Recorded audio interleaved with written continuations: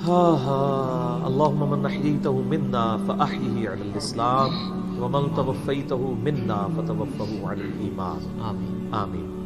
کل نفس ذائقۃ الموت، یہ قرآن حکیم میں کئی دفعہ یہ آیت ریپیٹ ہوئی ہے کہ ہر جان کو موت کا مزہ چکھنا ہے، اور یہ بات بالکل طے ہے کہ ہر شخص کی موت کی جگہ، ٹائم، سیکنڈز تک اللہ تعالیٰ نے ڈیفائن کر دی ہے اس کی تقدیر میں، وہ آگے پیچھے نہیں ہو سکتی، نیور، ناٹ ایٹ آل. اور یہ جو بخاری مسلم میں آیا نا کہ جو شخص چاہتا ہے کہ اس کی عمر دراز کر دی جائے، اس کے رزق میں فراوانی ہو، وہ اپنے رشتہ داروں کے ساتھ حسن سلوک کرے، تو یہ بھی تقدیر میں لکھا ہوا ہوگا کہ اس کی عمر ہے 60 سال، لیکن یہ اپنے رشتہ داروں کے ساتھ حسن سلوک کرے گا، اللہ تعالیٰ اس کی عمر 70 سال کر دے گا. وہ بھی لکھا ہوگا، وہ 70 ہی ڈیفائن ہوئی ہے، وہ 60 کا 70 بننے کے بعد جو 70 ہے وہ اللہ تعالیٰ نے لکھا ہوا ہے. ٹھیک ہو گیا جی؟ تو یہ اللہ تعالیٰ کے یعنی فیصلے ہیں. قرآن حکیم بالکل واضح ہے. سورہ آل عمران میں آتا ہے کہ جب غزوہ احد کے موقع کے اوپر منافقین نے کہا نا کہ ہم نے اپنے بھائیوں کو منع کیا تھا کہ احد کے میدان میں نہ جاؤ ورنہ قتل ہو جاؤ گے، تو اللہ تعالیٰ نے فرمایا اگر ان کی موت کا وقت آ چکا ہوتا یہ خود کھینچے چلے جاتے اپنی مقتل گاہوں کی طرف، یہ اپنے آپ کو روک بھی نہ پاتے. پھر سورہ نساء میں آیا کہ تم اپنے آپ کو مضبوط قلعوں میں بھی بند کر لو نا، موت تمہیں وہاں پہ بھی آ کے جائے گی. وہ موت کو آپ ٹال نہیں سکتے، ایک لمحہ نہ آگے ہوگی نہ پیچھے. سورہ لقمان کے بالکل اینڈ میں آتا ہے نا کہ 5 علوم اللہ تعالیٰ کے ساتھ خاص ہیں. ان میں ایک ہے کہ کوئی جان نہیں جانتی کہ اس کو کس زمین میں موت آئے گی. ہاں اللہ تعالیٰ وحی کے ذریعے بتا دے، جیسے مسلم شریف میں حدیث ہے نبی صلی اللہ علیہ وآلہ وسلم نے غزوہ بدر سے ایک دن پہلے زمین پہ لکیریں کھینچ دی تھی بدر کے میدان میں، یہاں کل ابو جہل کی لاش ہوگی، یہاں عتبہ کی ہوگی، یہاں امیہ ابن خلف کی ہوگی. سر اب آپ عمر سیریز دیکھیں نا، وہاں آپ کو لاشیں پڑی ہوئی نظر بھی ہیں. ٹھیک ہو گیا جی؟ تو یہ آپ صلی اللہ علیہ وآلہ وسلم نے پہلے ڈیفائن کر دی تھی ساری چیزیں. تو یہ اللہ تعالیٰ نے آپ کو وحی کے ذریعے بتایا تھا. اللہ تعالیٰ بتا سکتا ہے اپنے پیغمبر کو. تو واقعی موت کا وقت مقرر ہے، وہ ٹل نہیں سکتا. لیکن اس پہ یہ بھی سوال ہوتا ہے کہ اگر کوئی شخص کسی کو قتل کر دے تو پھر اس کا کیا قصور ہے؟ وہ اللہ تعالیٰ کا ایک قانون ہے، اس نے مرنا تو تھا، اس میں کوئی شک نہیں ہے، لیکن دنیا میں اللہ تعالیٰ نے رولز اور ریگولیشن کے ساتھ دنیا کو جوڑا ہوا ہے. سورۃ البقرہ میں آیا کہ قصاص میں انسانیت کی زندگی ہے. سورۃ المائدہ میں آیا جس نے ایک جان کو ناحق قتل کیا اس نے پوری انسانیت کو قتل کیا، اور جس نے ایک شخص کی جان بچائی پوری انسانیت کی جان بچائی. لہٰذا یہ جو کوئی کسی کو قتل کرے گا تو قرآن میں ہے قصاص کے اندر انسانیت کی زندگی ہے.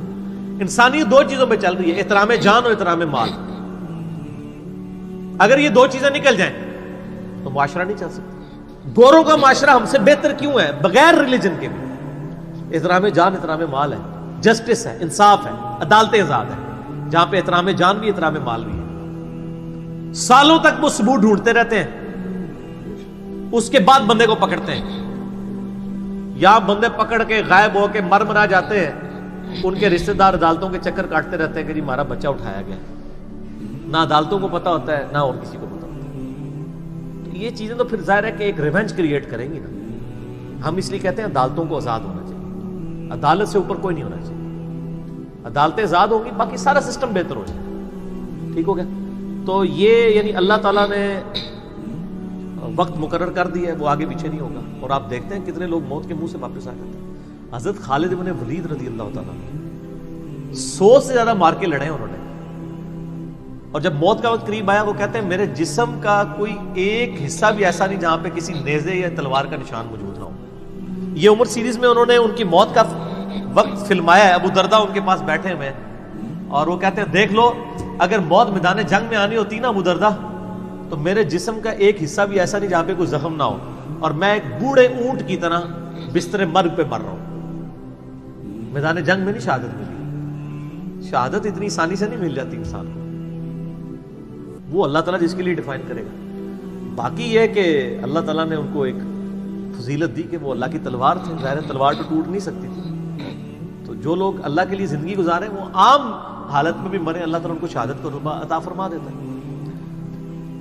میدان جنگ میں جانے سے موت نہیں آتی. کتنے لوگ موت کے منہ سے واپس آتے ہیں، اور سر ایئر کریش میں لوگ بچ گئے ہوئے ہیں، اور تو اور چھوڑ دیں جہاں پہ کوئی انسان امیجن نہیں کر سکتا. کئی بم پھٹتے ہیں، بندے مر جاتے ہیں، کسی عورت نے بچہ اٹھایا ہوا ہے، بچہ سیدھا سلامت مل جاتا ہے وہاں سے. یہ اللہ کے فیصلے ہیں کس کے لیے کیا زندگی رکھی ہے. وہ اسی لیے کہا جاتا ہے نا کہ مارنے والے سے جو بچانے والا جو ہے نا وہ بڑا ہے. یعنی وہ ویسے تو مارنے والا بھی اللہ ہی ہوتا ہے، لیکن وہ اس حوالے سے کہا جاتا ہے کہ دنیا میں اگر کوئی سمجھتا ہے نا کسی شخص کو مار سکتا ہے تو، اور اگر اللہ نے اس کی موت نہیں لکھی ہوئی تو نہیں ہے. موت انسان کی زندگی کی حفاظت کرتی ہے. سر میری سب سے بڑی محافظ میری موت ہے. اگر میری موت لکھی ہوئی ہے نا 2050 کے اندر، پوری دنیا مل کے بھی مجھے 2049 میں بھی نہیں مار سکتی. آج 2018 میں تو تصور بھی نہیں. اور اگر میری زندگی لکھی ہوئی ہے 2018 میں ختم ہونی، چاہے وہ ایئر کریش کے اندر ہو، چاہے وہ ہارٹ فیٹ کے ذریعے ہو، چاہے وہ گردوں کے فیلئر کے ذریعے ہو، چاہے برین ہیمریج کے ذریعے ہو، کسی بھی ذریعے سے ہو، تو کوئی اسے بڑھا نہیں سکتا. دیکھ لینا آپ پچھلے دنوں کتنا بڑا ایک واقعہ ہوا ہے.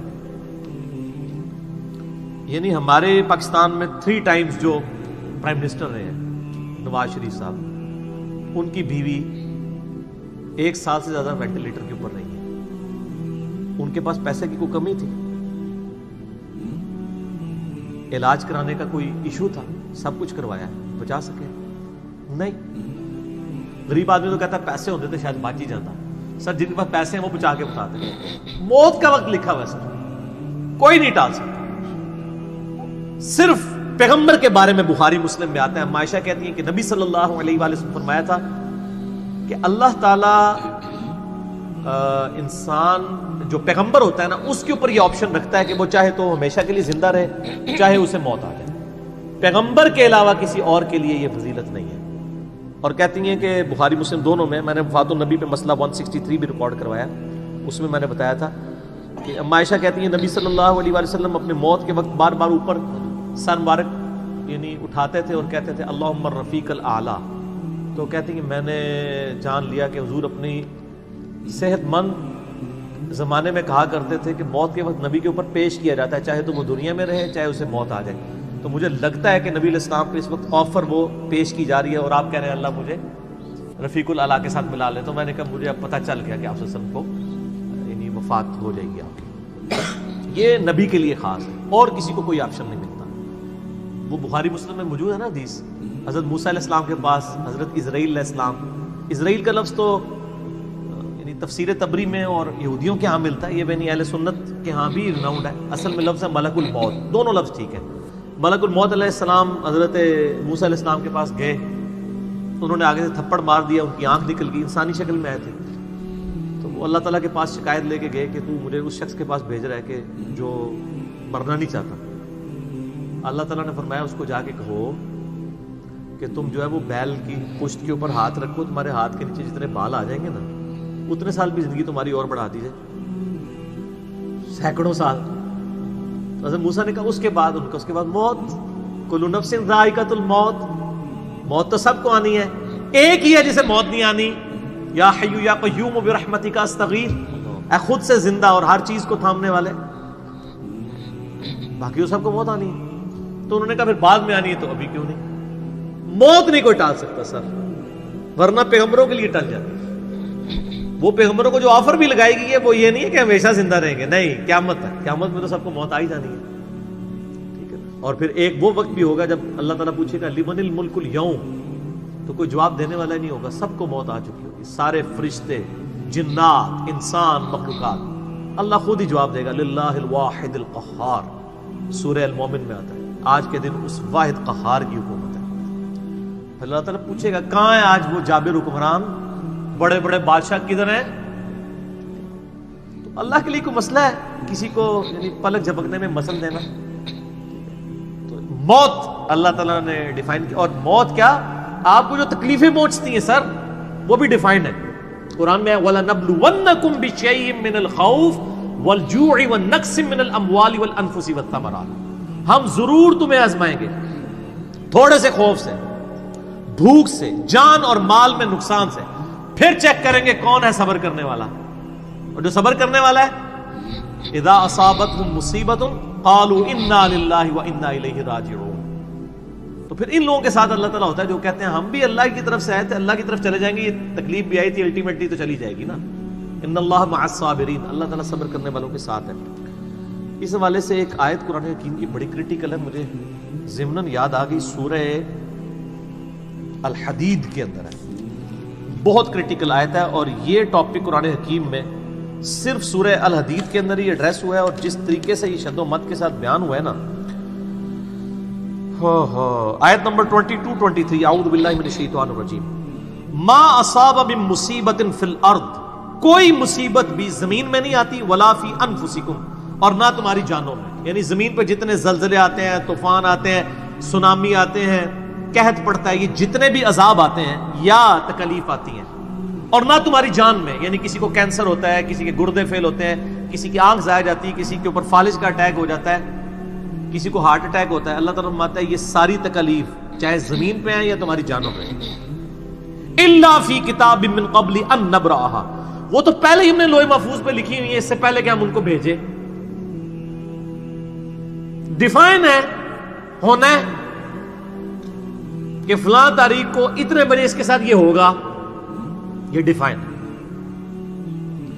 ان ذالک علی اللہ یسیر، بے شک یہ اللہ کے لیے بہت آسان ہے، ٹینشن نہیں لینی کہ یار یہ کیسے ہو سکتا ہے کہ پہلے ہی پتا ہو، اربوں انسانوں کے ساتھ اربوں واقعات، اور صرف انسان نہیں باقی مخلوقات کے ساتھ، اللہ فرماتا ہے میرے لیے تو آسان ہے، لیکن اس کی ریزن بتائیے کیوں ہے، لِكَيْ لَا تَأْسَوْا عَلَى مَا فَاتَكُمْ، یہ ہم نے اس لیے کیا تاکہ جو تم سے بات، جو نعمت تم سے چھن جائے تم اس کے اوپر افسوس نہ کرو، وَلَا تَفْرَحُوا بِمَا آتَاكُمْ، اور نہ تم شیخی بگاڑو جو تمہیں نعمت ملے اس کے اوپر، اچھائی ملے تو یہ نہ کہو بڑا میرا کمال ہے، وہ تقدیر میں تھی، ملنی تھی، اور اگر کوئی چیز چھن جائے تو افسوس نہ کرو، واللہ لا يحب كل مختال فخور، اللہ تعالیٰ کو شیخی بگاڑنے والے پسند نہیں ہے۔ یہ آیت نمبر 22-23 بتا رہی ہے سورۃ الحدید کی کہ زمین و آسمان پہ جتنی بھی تکلیف انسانوں پر، جنات پر، جانوروں پر آتی ہیں وہ ڈیفائنڈ ہے، اور انہی تکلیف میں سے ایک بڑی تکلیف موت ہے،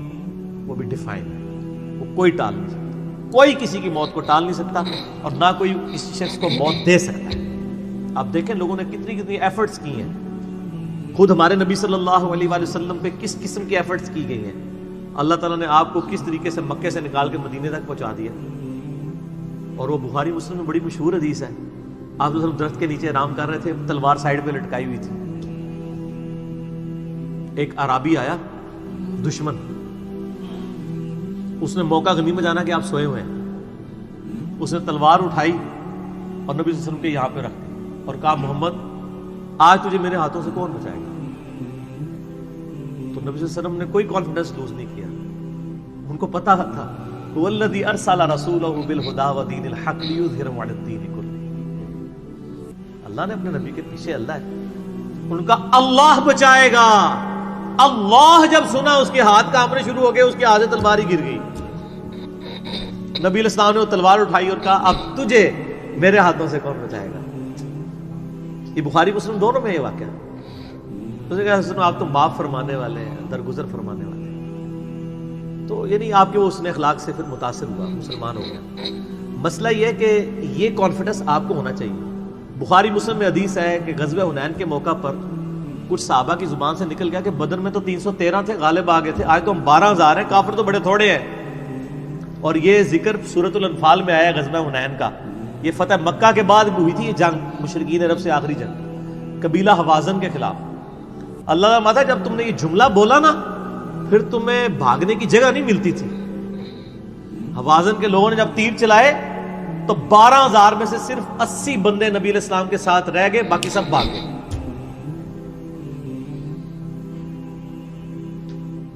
اور صحابہ کہتے ہیں، بخاری مسلم کے الفاظ ہیں، میں نے حضور کی معجزات والا جو لیکچر دیا ہے مسئلہ 131A-B-C-D، اس میں بتایا کہ نبی علیہ السلام اکیلے آگے جا رہے ہیں، انا النبی لا کذب انا ابن عبد المطلب، میں نبی ہوں اس میں کوئی شک نہیں ہے، اور میں عبد المطلب کا بیٹا ہوں۔